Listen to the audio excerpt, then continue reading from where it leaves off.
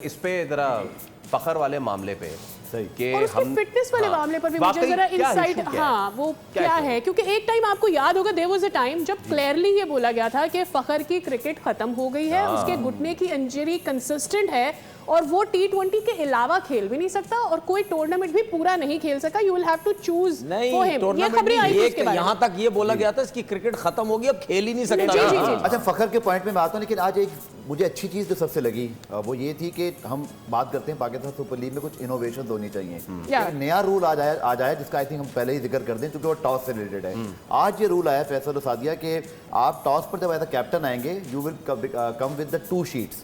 ये due factor की वजह से किया गया है। उसमें यह है कि अगर आप टॉस जीत जाते हो तो आपकी चॉइस है कि आप वो वाली टीम ले लें, और अगर आप टॉस हार रहे हो और लगता है आपकी सेकंड बॉलिंग होगी तो कैप्टन नाउ हैव चॉइसेस। क्योंकि आपको याद होगा कि जब कराची में कुछ आई थिंक 2 सीजन पहले toss become so much vital, जो हारता था वो मैच हार जाता था। हाँ। तो ये आई थिंक बड़ा अच्छा है और ये होना चाहिए हमारे लीग के अंदर।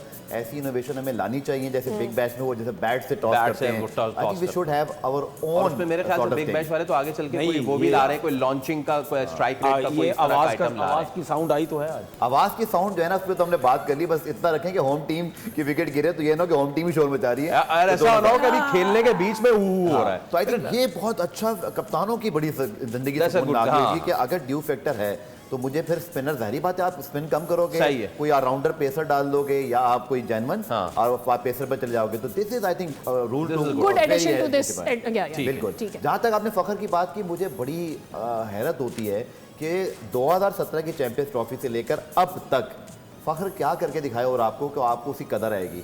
वो हमेशा हर बड़े टूर्नामेंट में आपका फर्स्ट स्टार्टर होता ही नहीं है। आप फर्स्ट 11 में उसको डालते ही नहीं हो। जब कहते हैं ना वो पानी बह जाता है और चिड़िया चुग गई, खेत हो गया, जैसे 2023 के वर्ल्ड कप न्यूजीलैंड वाला न्यूजीलैंड वाला अभी जो इस वर्ल्ड कप में हुआ, तो आप क्यों उसके साथ ऐसा प्लान करते हो? आई थिंक इस पूरे सिनेरियो में जो T20 के जिसमें बाबर रिजवान ओपनर आए थे 100% आपका नंबर 3 पे फखर जमान ही बनता था। अब जब साइम अयूब इतने मैचेस खेल गए हैं, परफॉर्म नहीं कर रहे, तो फखर जमान आपका सेकंड स्ट्रिंग नहीं होना चाहिए। He should be your first choice because वो इम्पैक्ट प्लेयर है। वो जब रन्स करता है वो मैच विनिंग कॉज की होती हैं, उसके अंदर ये एबिलिटी है।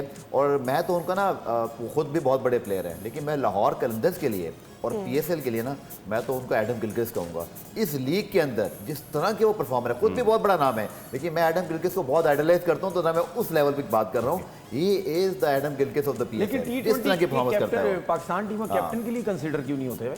फखर जमान कंसीडर किया जाता है। आपको याद होगा एक खबर आई थी कि उन्होंने PCB की मीटिंग में कुछ कह दिया था। उसके बाद एक ट्वीट उन्होंने बाबर आजम के लिए किया। उसके बाद वो कभी ड्रॉप होते हैं कभी नहीं। आप लोगों ने जो बात की उनकी उस ट्वीट की, जो उन्होंने former test cricketer Abdul Rauf के नीचे उन्होंने ट्वीट किया, कैसे सेंटर कॉन्ट्रैक्ट का साथ दिया। फैसल आपको पता है सेंटर कॉन्ट्रैक्ट में तो आप ऐसी बात कर ही नहीं सकते हो।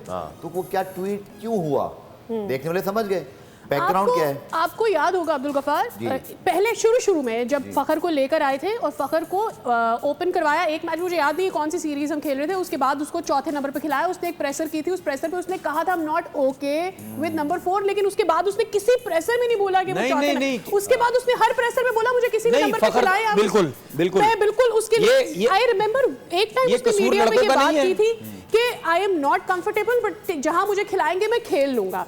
उसके बाद कुछ हुआ है, उसके बाद कोई माहौल बदला है, वो हर प्रेशर में बोलता है आई एम ओके। थोड़ा सा उनके मुताबिक ये भी लोग कहते हैं कि शायद वो बहुत बड़े कोई कैप्टनसी मटेरियल नहीं है।